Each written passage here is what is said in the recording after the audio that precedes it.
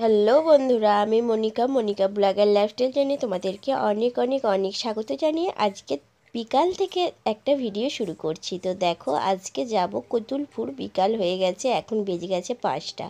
তো চলো, বেরিয়ে পড়েছি গ্রামের রাস্তা দিয়ে। আর আমাদের এখানে গ্রামের রাস্তাটা তো অপূর্ব সবুজ, চারপাশে যেন সবুজে সবুজ, ভীষণ ভালো লাগে। আর এখন 5টার সময়ও কীরকম রোদ, দেখো যেন রোদ কমছেই না, এরকম একটা ব্যাপার। আর এখন তো বেলা বড় দিন, রোদ তো থাকবেই, চৈত্র মাস এখন। তো আমার এরকম এত রোদ ভালো লাগে না, জানো তো। আমার বেশ শীতকালটাই বেশ ভালো লাগে। তো যাই হোক, গ্রীষ্মকালও তো আসবে, সবসময় তো আর শীতকাল থাকবে না। তো চলো বাজারে যাই, কি কি কিনছি কি করছি সবটাই তোমাদের সাথে শেয়ার করব। ভিডিওটা কন্টিনিউ দেখতে থাকো। তো দেখো, বাজারে চলে এসেছি আর জুতো নেবো বলে এসেছিলাম, তো জুতোর দোকানে চলে এসেছি। এই কটা জুতোর থেকেই দেখো, এই জুতোটা বেশ ভালো লাগছিলো, আমি এই পাশের জুতোটা নিয়েছিলাম। তো চলো, জুতো নেওয়া আমার হয়ে গেছে। এখন দেখলাম এই মা কালীর মন্দিরে আরতি হচ্ছে, তো চলো একটু তোমাদের সাথেও শেয়ার করলাম।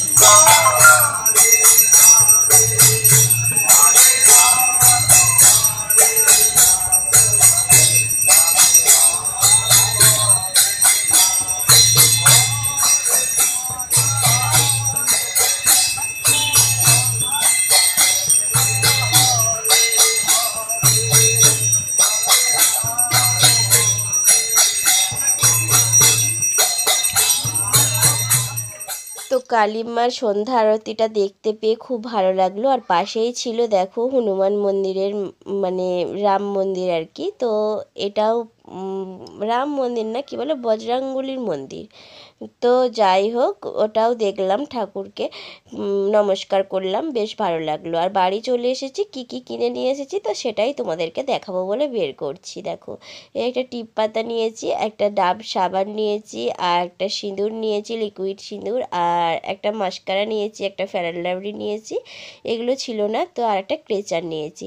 এগুলো ছিল না বলে এগুলো নিয়েছি। আর দুটো মানে শাড়ি নিয়েছি, একদমই গরমে পরার জন্য, পাতলা, হালকা পাতলা শাড়ি। তো দুটো ছাপা শাড়ি আর এই নেল পালিশটা নিয়েছি। আর এই সমস্ত কিছু নিয়েছি। অর্জুনের বাবার জন্য একটা জামা নিয়েছি। তো এগুলোই পয়লা বৈশাখের কেনাকাটাও বলতে পারো, আবার এমনি নর্মাল কেনাকাটাও বলতে পারো। তো যাই হোক, এই শাড়িটা নিয়েছি, হলুদ শাড়ি, আর এই নীল রঙের জামাটা নিয়েছি অর্জুনের বাবার জন্য। আর নিয়েছি দুটো নাইটি, দুটো ব্লাউজ, এছাড়া আর কিছুই না।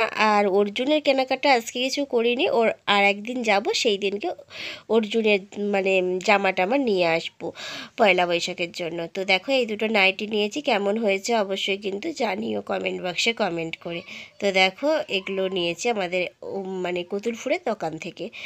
তো চলো, এরপরে অনেকটা রাতও হয়ে গেছে, রান্না বান্নাও আমি বসিয়ে দিয়েছি। আজকে রান্না করছি চিকেন নিয়ে এসেছিলাম, তো চিকেনটাই রান্না হচ্ছে। তো দেখো, প্রায় হয়েই এসেছে, এবার গরম মশলা দিয়ে নামিয়ে নেবো, তাহলেই চিকেনটা রেডি হয়ে যাবে। অনেকটা রাত্রি হয়ে যাবে জানো তো। তো চলো ঝটাপট করে খেয়ে নিই, অনেক বেলা হয়ে গেছে, অর্জুনেরও খিদে পেয়েছে, আমাদেরও খিদে পেয়ে গেছে। তো ভাত ছিল আর তরকারিটা করলাম, চিকেনের মানে তরকারিটা করলাম। তো দেখো রেডি হয়ে গেছে, তো এখন আমরা খেতেও বসে পড়েছি, ভাত আর এই যে চিকেনের ঝোল। তো চলো খাওয়া দাওয়া করে নিই ঝটাপট করে। তো ঝটাপট করে মানে খাওয়া দাওয়া তো করলাম। আর একদম চায়ের বাসন থেকে অনেক বাসন জমা হয়ে গেছিলো, তো এই কটা বাসন তো তোমরা দেখতেই পাচ্ছ। এখনও কিছুটা বাসন আছে, তো এই বাসনটা তুলে দিয়ে তারপরে ওই ড্রেনের মধ্যে কিছুটা নামিয়ে রেখেছি, ওই বাসনগুলো মাজবো। তো চলো, এখন দেখো ওই ড্রেনের মধ্যে মাংস হয়েছিল, যেহেতু মাংস রান্না করেছি, তো তার জন্য একটু বেশি বাসন টাসন বেরিয়েছে। আর কড়াই টড়াই সমস্ত কিছু মেজে ধুয়ে একবারে শোবো, নাহলে না সকালবেলা আমার আর বাসি বাসন মাজতে একদমই ইচ্ছা করে না। একটু রাত হলেও আমি চেষ্টা করি বাসনগুলো মেজে রেখে শোবার। তো চলো ঝটাপট করে বাসনগুলো মেজে নিয়ে, এই দেখো কড়াটাও মেজে নিচ্ছি, কড়াটা বেশি পড়েনি, তো তাই ঝটাপট করে মেজে নিচ্ছি।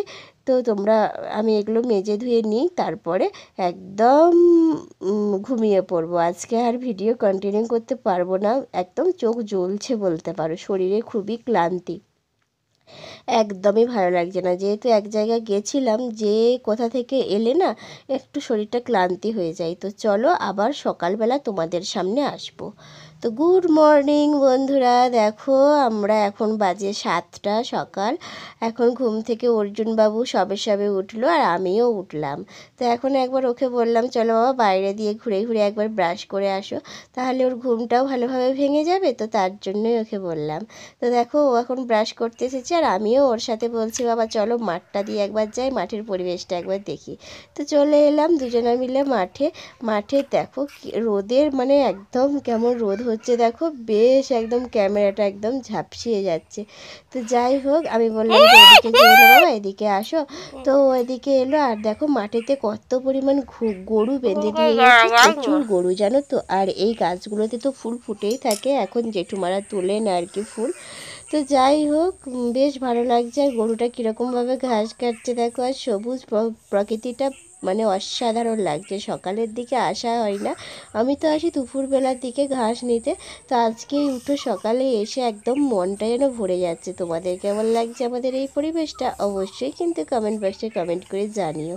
তো চলো আমরা এখন এই পরিবেশটা উপভোগ করতে থাকি আর তা আমাদের সাথে সাথে তোমরাও করতে থাকো।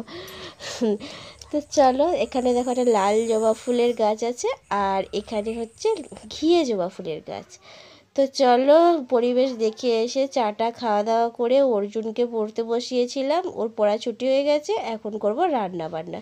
আর আজকের রান্নার মেনুতে সেরকমভাবে কিছুই রান্না বান্না করব না, আজকে নিম পাতার রান্না করছি। তো নিম পাতাটাকে দেখো প্রথমে ভেজে নিচ্ছি, বেগুন দিয়ে রান্না করব। তো তার জন্য আগে নিম পাতাটা আলাদা করে ভেজে নিচ্ছি, তারপরে বেগুনটাকে আমি ভালোভাবে তেলের মধ্যে ভাজবো। তো দেখো তেলের মধ্যে একটু ফোড়ন দিলাম, দিয়ে দেখো আমি ভালোভাবে ভেজে নিচ্ছি বেগুনটাকে লবণ হলুদ দিয়ে।